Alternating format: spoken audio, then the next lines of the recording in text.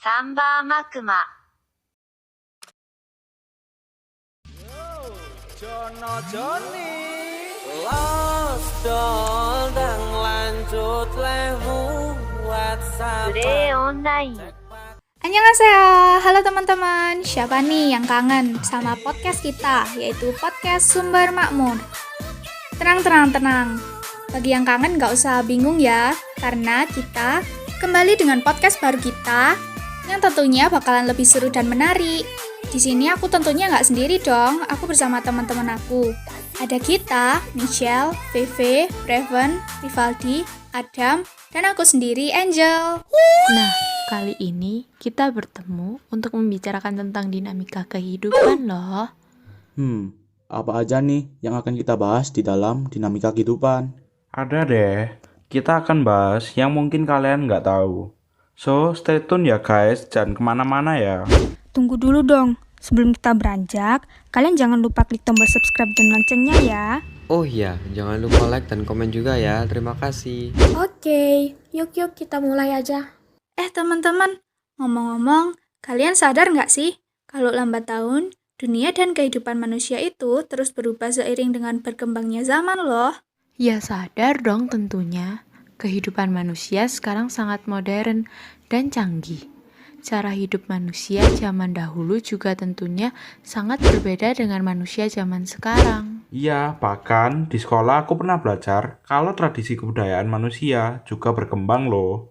Beda banget tradisi dan kebudayaan zaman dulu sama zaman sekarang ini. Bener banget itu, tapi kalian tahu nggak sih, selain tradisi, kebudayaan, dan cara hidup sehari-hari, manusia juga mempunyai perubahan pemahaman tentang model gereja saat ini. Hah? Pemahaman model gereja? Gimana itu?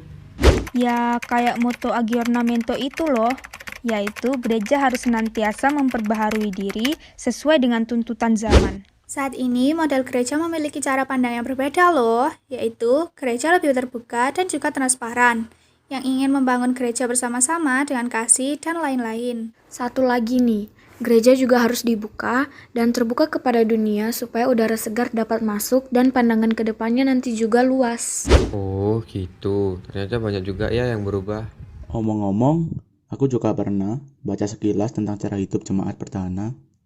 Tapi, aku masih bingung tentang cara hidup jemaat perdana yang masih relevan sampai sekarang ini. Pada era zaman sekarang ini, jika dilihat ketika jemaat mula-mula bersekutu dan jemaat sekarang sedikit berbeda loh. Hal ini bisa dilihat dari sudut pandang relasi antara jemaat satu dengan jemaat yang lain. Benar banget, perubahan di dalam dunia kekristenan dan kesibukan yang semakin padat yang dihadapi oleh jemaat membuat mereka tidak memberikan perhatian kepada saudara seiman dalam satu persekutuan. Mungkin banyak orang yang ngira kalau cara hidup yang diterapin sama jemaat perdana itu nggak relevan sama keadaan saat ini.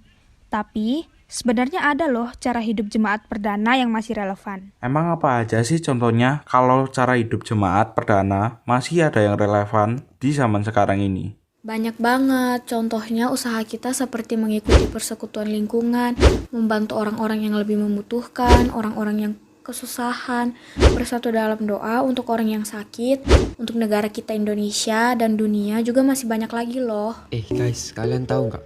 Aku kemarin habis dari luar kota loh. Terus kalian tahu nggak yang buat aku speechless apa? Apa tuh? Kan lagi di jalan nih, terus aku lihat ada warung makan yang beda dari yang lain. Tahu nggak bedanya apa? Warung itu rame pol, ramenya itu gak ada obat. Dan yang bikin aku speechless lagi itu gak ada warung makan yang sepi. Jadi mereka jual produk yang sama tapi pembuatannya beda gitu. Kenapa bisa kayak gitu ya? Mungkin karena makanannya kurang enak kali atau kurang menarik konsumen. Atau bisa jadi karena aroma makanannya yang bikin lapar. Jadi mereka beli makan di warung itu deh. Kenapa ya setiap cium aroma makanan, langsung lapar rasanya. Pengen makan terus gitu sampai lupa diri. Kok bisa gitu sih? Aneh. Jadi itu disebabkan oleh zat yang ada dalam tubuh kita. Namanya zat endocannabinoids. Zat ini merupakan jaringan saraf dari penerima, enzim, dan zat endocannabinoids. Menurut ilmuwan, ketika kita lapar dan terus mencium aroma makanan, kita jadi semakin tertarik. Jadi begitu. Oh, bisa gitu ya ternyata. Tapi kan kemarin aku beli minuman di toko itu, minumannya manis banget. Kenapa bisa manis ya? Ya, karena dikasih gula lah. Ya kalau itu kan kita semua juga tahu. Maksudnya, kenapa gula itu bisa larut? Nah, itu namanya difusi. Difusi itu apa? Aku nggak paham. Aku nggak ngerti. Jadi, difusi itu peristiwa zat yang ada di dalam pelarut satu berpindah dari bagian yang memiliki konsentrasi tinggi ke bagian yang memiliki konsentrasi rendah. Iya, dalam proses difusi yang berpindah adalah molekul zat yang terlarut. Gula yang awalnya berkumpul di satu gelas akan menyebar ke seluruh bagian cairan dalam gelas sehingga minuman itu menjadi manis. Oh, jadi gitu ya? Sekarang aku paham. Oh ya, dari keramaian pengunjung yang datang di toko tersebut, kita bisa mencari jumlah keuntungan dan jumlah kerugian yang didapat oleh toko tersebut. Alah, masa gitu aja dihitung sih, ngerepotin aja. Walaupun begitu, tetap harus dihitung agar menjaga total dari BP atau titik impas dari hasil uang yang diterima dan modal yang sudah dikeluarkan. Oh, ternyata penting ya. Emang gimana cara mencari keuntungannya? Cara nyarinya itu pakai rumus tersendiri. Oh iya, aku pernah dengar waktu pelajaran. Ngitungnya itu susah banget. Iya, pakai rumus. Masa nanti di toko ngitung gituan sih? Ya mau gimana lagi coba? Emang dari dulu gitu pakai hitungan manual yang masih sederhana. Zaman sekarang, masa masih mau ngitung manual sih? Lah, kenapa? Kan emang gitu dari dulu. Aku beritahu ya, zaman itu sekarang udah berkembang. Sekarang kita bisa menghitung keuntungan atau kerugian yang kita dapat dalam media berbentuk software yang ada di komputer atau laptop atau bisa handphone juga. Tapi ntar hasilnya nggak akurat. Iya, nanti kalau ngitungnya nggak akurat gimana ayo? Di mana-mana nih ye, kalau hitung pakai misalnya deh pakai kalkulator atau pakai kalkulator yang ada di handphone, laptop, komputer, itu hasilnya udah pasti akurat udah.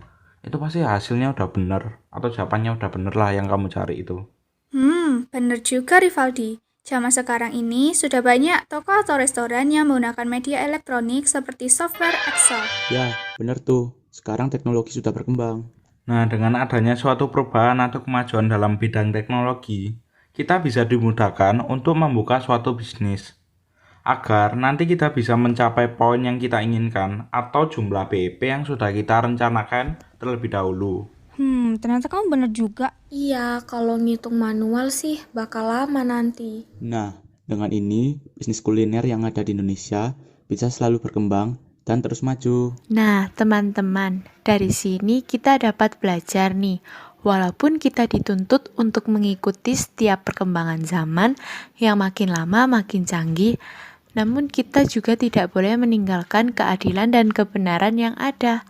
Kita harus berjuang untuk melenyapkan tirani, pertentangan antar kelas, ras, bangsa, dan pemeluk agama ya. Sedih nih kita sudah selesai ngomongnya. Iya, cepet banget ya. Masih ingin lanjut lagi. Wah, iya nih, tapi tenang. Kita bakal ketemu lagi kok di podcast selanjutnya. Serius beneran? Seneng banget tahu. Yeay. Kalau gitu sampai jumpa lagi ya di podcast-podcast selanjutnya. Oke guys. Jangan lupa like, comment, subscribe, dan turn on notification. Bye-bye.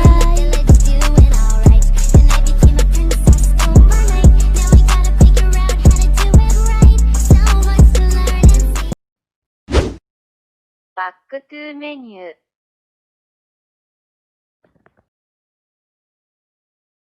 Yes.